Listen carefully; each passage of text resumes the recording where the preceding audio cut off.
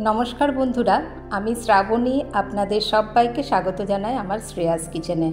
आजकेर पर्वे आमी निये एसेछि भेंडी दिये तैरी एकटी निरामिष पद। गरम भाते एई एकटी पद दियेई किन्तु खाওয়া हये जाबे।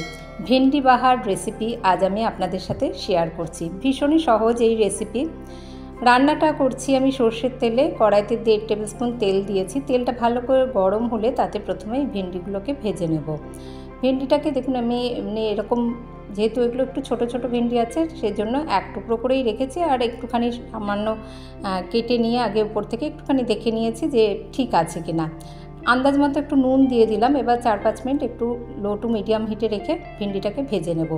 ततक्षण आमरा एकटा पेस्ट बानिये निচ্ছি। 2 चामच नियेछि पोस्त, 2 चामच नियेछि नारकेल कोड़ा, 2 चामच हलुद सर्षे और 1 चामच आमी दिएछि कालो सर्षे।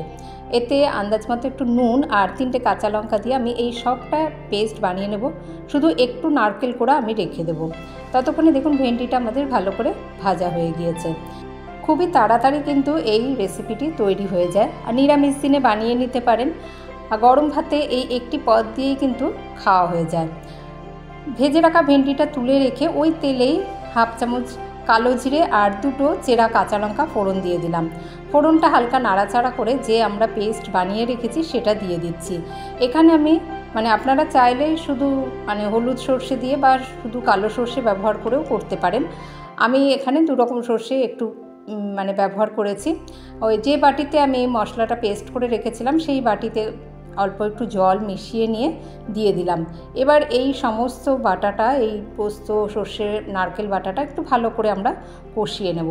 এই রান্নায় আমি হলুদ গুঁড়ো ব্যবহার করিনি, সেই জন্য ভেন্ডিটা ভাজবার সময়তেও ভেন্ডি বা ঢ্যাঁড়স ভাজবার সময়তেও আমি হলুদ গুঁড়ো ব্যবহার করিনি। আন্দাজ মতো একটু নুন দিয়ে নিয়েছি আর এই বাটাটা করবার সময় অল্প একটু নুন দিয়েছি, সেই জন্য নুনটা একটু আন্দাজ করে দিতে হবে। প্রয়োজনে পরে একটু নুন ব্যবহার লাগলে দিতে পারেন। এইখানে যখন সমস্ত বাটাটা ভালো করে কষানো হয়ে গেল আমি সামান্য একটু কাশ্মীরি লঙ্কার গুঁড়ো দিয়েছি 1/4 চামচ। এটা না দিলেও চলে, এটা একটু গন্ধটা ভালো হয় সেই জন্য। এমনিতেই সর্ষে পোস্ত বা নারকেল বাটা সেটার গন্ধটাই যথেষ্ট। দিয়ে দিচ্ছি, এটা নিরামিষ তরকারি বলে আমি একটুখানি চিনি দিয়ে দিলাম। এখানে এটা আমি গুঁড়ো করা চিনি আমার অল্প রয়ে গিয়েছে সেই জন্য আমি এখানে গুঁড়ো করা চিনি ব্যবহার করেছি। এবারে দিয়ে দিচ্ছি দুধ, 1/4 কাপ দুধ এখানে দিয়ে দিচ্ছি। এখানে চাইলে আপনারা নারকেলের দুধও ব্যবহার করতে পারেন। আমি এখানে দুধ ব্যবহার করেছি যেটা রুম টেম্পারেচারে রাখা। এবার যখন একটু ফুটে উঠলো গ্রেভিটা তখনই আমরা এই ভেজে রাখা ভেন্ডিটা দিয়ে দিচ্ছি। দেখুন এবার একদম মাখো মাখো এটা তৈরি হয়ে যাবে।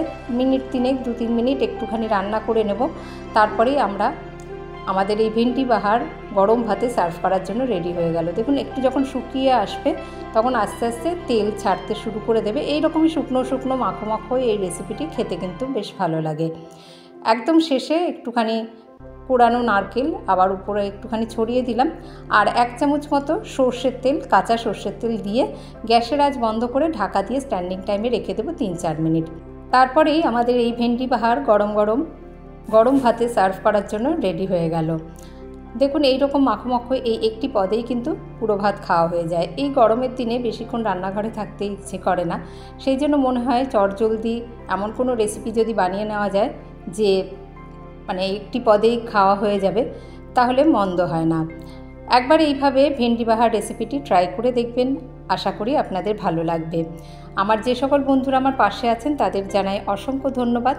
আর যে সকল বন্ধুরা এখনও চ্যানেলটিকে সাবস্ক্রাইব করেননি অনুরোধ করব চ্যানেলটিকে সাবস্ক্রাইব করে আমার পাশে থাকবেন। আবারও উপরে একটু নারকেল কোড়া ছড়িয়ে দিয়ে পরিবেশন করে দিলাম। এখানে আমি একটু নারকেল কোড়া ছড়িয়ে দিয়েছি, আপনারা কিন্তু চাইলে এই রান্নার শেষে একটু ধনেপাতা আর চেরা কাঁচা লঙ্কাও ব্যবহার করতে পারেন। আজ আসি, ভালো থাকবেন সকলে, ধন্যবাদ।